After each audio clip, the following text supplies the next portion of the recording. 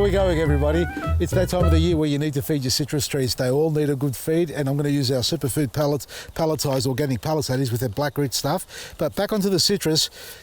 Look for some dead disease damaged wood on it, because they would have put on a lot of summer growth, and you can see here after I pruned this mandarin, it's put on beautiful growth on it. It's starting to fill in nicely. The lime's doing superbly well.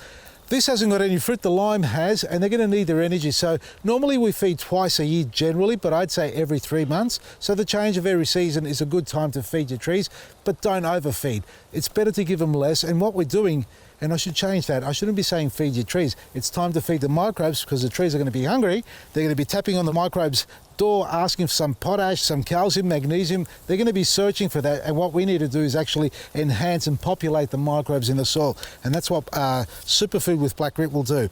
Another thing to look out for on your trees, you may still have some leaf miner. It's out of season, and citrus gall wasp, the swelling of the branches. If you are still experiencing attack from these sort of insects, you can use our CGWS as a spray preventative to give it a shield of armour and stop it from spreading. It's really the only way you're going to stop it, and a trap if you like, the CGW trap, which will lure the citrus gall wasp insect or female that lays the eggs.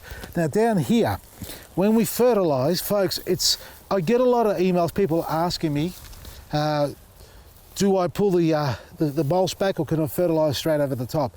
Generally, you should pull the mulch back, and as far back as you can, because the root ball after a year or two won't be just located beneath the trunk or the drip line on a small tree. It may have stretched out to here. So you need to populate the whole area. We want to fertilise the whole area as far out as you can, within reason. You don't want to upturn the whole garden. So pull it back like that and sprinkle your fertiliser over the top. So I'm doing one side now, and then I'll go over the other side. So a handful, actually 2 handfuls per square metre. So this is one side. You can add a little bit more if you like, but obviously look at your tree, monitor the tree. It's really healthy looking, so it doesn't need to be overfed. And if you do, for whatever the reason, decide to put more, never too close to the trunk. So just going to feed the other side. And the organic fertiliser for the pots, folks. Now this stuff here is exactly the same stuff as the pelletized stuff we have. The difference is it hasn't been turned into pellets. So for every 2 handfuls of this organic fertiliser, it equals 1 handful of the pellets.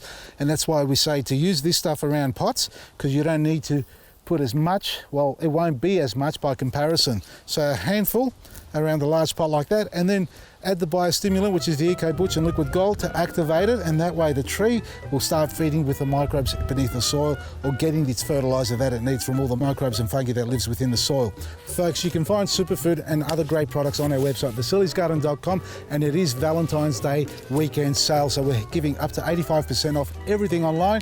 Simply use the coupon code word LOVE. Buy yourself a lovely gift for you, your family, friends, or for your garden. From me, Vasili, Maresi.